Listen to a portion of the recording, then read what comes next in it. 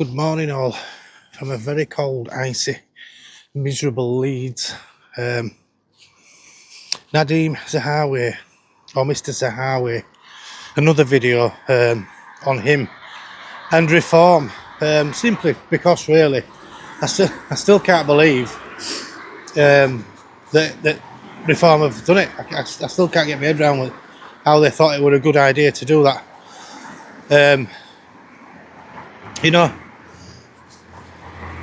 Zahawi,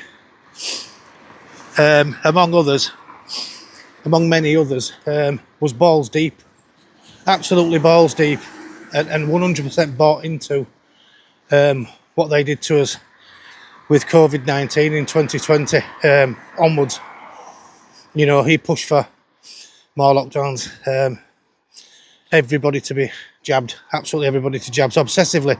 He wasn't on his own either, guys, let's be honest. He wasn't on his own. There were many of them that were obsessively pushing to get absolutely everybody jabbed. You know, I mean, they didn't even spare the children, did they?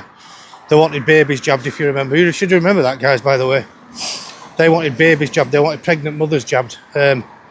Nobody was spared. Literally nobody was spared at all. And these are the people that did it. You know, your Johnsons, your Hancocks, your Zahawis, you know, your Whitties, and many others. And they all sat in agreement in Parliament, if you remember. You know, you can remember. I can remember many consultations and so on and so forth that went through the MPs, and they were all in agreement, absolutely in total agreement. And the votes, or whatever they had, were heavily swayed in constantly doing that. It never went our way. It never literally went our way, because it was an agenda, guys. It's as simple as that. It was an agenda, in my honest, genuine opinion. You know, I don't suppose many will agree, but I think it was a depopulation agenda. That's exactly what I think it was. You know, control, transfer of wealth, and they were hoping to keep us locked down for many years, many years. And I do think Trump had a bearing on that, and possibly stopped that. You know, but I think it was a depopulation agenda. And there are many people now, many people. In fact, I've had a phone call this morning from a family member, 30 years of age. That's all he is, 30 years of age, and he's literally over the Christmas period and New Year period. He's been so ill, and he took the jabs. He took them, guys, and it's really difficult. You know what? It's really difficult. Because he was telling me this morning he's had so many different things going wrong with him over Christmas. He ended up with pneumonia. He had what he thought was this so-called super flu, and he ended up with that pneumonia. And he was telling me that he's never ever been as poorly in his life. And for a 31-year-old man, the things he was telling me should not be happening. And it's just he's had five or six lots of antibiotics, and nothing has touched this whatever it is that's happening to him. And he's, you know, he's tried to go to work this morning, and he's been coughing up blood spraying out of his nose, and he's had to come home from work and get back into the doctor's. And he was asking me, I think he wanted a bit of reassurance, really. But he did say to me, he said, I've never been right since I took them jabs, Joe. He said, now we're talking to my boss. He said, and I was explaining what had happened to me since before Christmas. He said, I told him absolutely everything. And he said that his boss said to him, look, he said, I'm going to tell you something, Charlie. He said, he said, can I ask you something? He said, did you take the jabs? And he said, yeah. He said, well, a friend of mine who I go to the gym with, this is his boss talking now. A friend of mine that goes to the gym with, he's only 35 years of age. He got poorly, got pneumonia, and it killed him. I mean, that just shouldn't be happening to 30 odd year old men. It just shouldn't. It shouldn't. And I think it's indicative of what's happened to people's bodies and immune systems, and their ability to fight these seasonal flus, colds, whatever you want to call them, off. I mean, I believe he's got this flu, we call it super flu.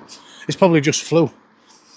But to those people that have got jabbed, it probably feels like a super flu, you know, and that's exactly what my relative is saying, really. It's a super flu to them because they can't fight it off, and then it gets that bad, it turns into pneumonia. And as I've just told you, he's had pneumonia. He lost about 3 stone with this pneumonia, and he's still not right to this day. And his boss, his pal who goes to the gym with, 35, pneumonia and died. So yeah, but there's many other tales, and I'm sure you've got plenty of tales that you could tell me about people's illnesses and people dying and dropping dead. So that's why I believe it's 100% a depopulation agenda that they did. They were hoping that COVID would wipe as many out as it possibly could, and when that wasn't happening, out came the miracle cures, and the miracle cures are there not to cure anything, I don't believe. I think they're there to cull. But there we go. And then you got Reform lining up the vaccine minister. You know, it all ties in, doesn't it? It all ties in. There's a reason I'm talking about it. It's amazing that they've actually put Zahawi as an MP for Reform. It's just, for me, it's absolutely astounding. Absolutely astounding. The arrogance of these people is astounding, that you're going to, or we are going to, accept just the same monsters with different coloured ties telling different lies. You know, it's a shame. It's a shame for Reform. But I've always said what Reform are. They are the illusion of choice, and it's the establishment's last gasp attempt to cling on to power with their fingernails. Reform wouldn't have existed. You know, they'd have smashed it to pieces. They'd have smashed it to pieces if they didn't have a vested interest in Reform themselves.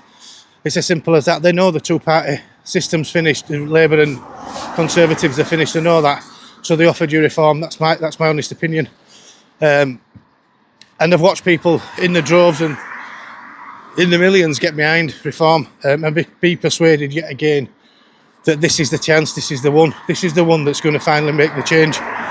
But as per usual, their arrogance and their cockiness is catching them out, literally catching them out. You know, they're stacking it with these monsters that have just inflicted all what I've just explained to you onto the public. You know, they're just stacking it now. They just think you're so stupid you're not going to see it. But thankfully, many people have. And many people are just as outraged as I am. You know, I believe that I saw Reform for what it was.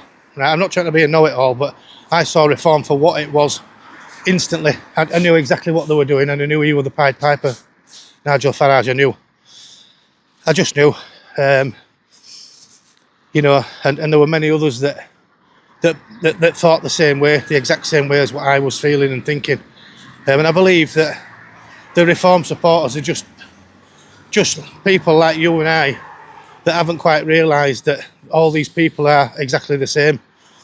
Exactly the same. There is no difference, no matter what they put in front of you. It's never going to change. It's always going to remain the same. And one day, hopefully sooner rather than later, so we don't have to go through another 4 years, 5 years of fucking torture from these monsters. People will realise and get off the backsides and stand up and just take control back. It ain't going to be easy. It's not going to be an easy thing to do for any of us, for any of us. But nothing ever is it? The last 6 years haven't been easy either, has it? You know. And I think that until people get off the backsides and understand what's actually happening in front of them and stop being conned and stop being manipulated and understand this is what it is, and there's only one set of people that are ever going to change anything, you know, that will ever benefit us, and it's us. Catch you in a bit. Ta-ra.